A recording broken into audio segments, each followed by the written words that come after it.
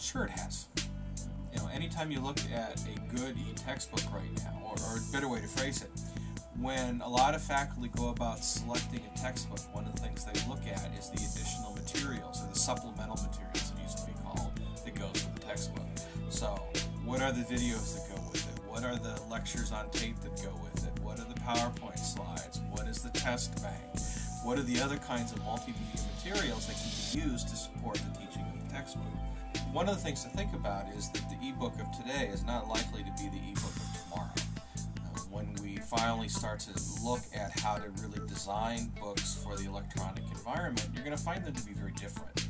For example, much more involvement with multimedia, such as video and audio, a lot more informational graphics, and all of that's because what we're finding is that what we call the digital natives, which is the new generation that's in college, are very much more attuned to a multimedia environment than they are to a print environment.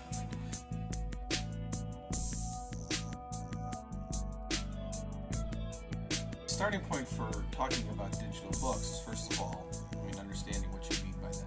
You're talking about taking the traditional textbook and converting it to an electronic format. Probably the two immediate advantages are, first, that it's portable.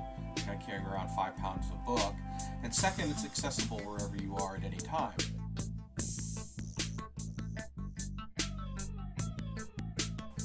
The problem with traditional textbooks today is in combination, I think, with the problem with the classroom.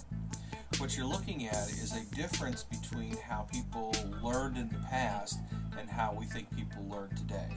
The research in the last about 6 years on looking at brain patterns is finding that the new generation of students, that digital native student, has a different way of processing information. So what becomes important now is not so much the content that we're teaching, but teaching the basic skills and information that students are going to need: philosophy, ethics, values, decision making.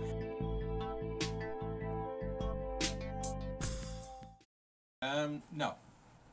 I think that if you have a traditional way of processing information and a traditional orientation to teaching, then it's likely to interpret students' behavior as being lazy.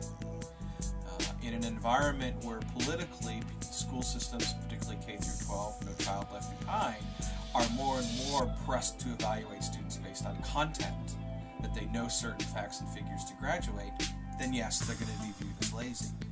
But if you look at the way the digital natives process information and look at the world, they're not lazy. They look at things and they do things differently.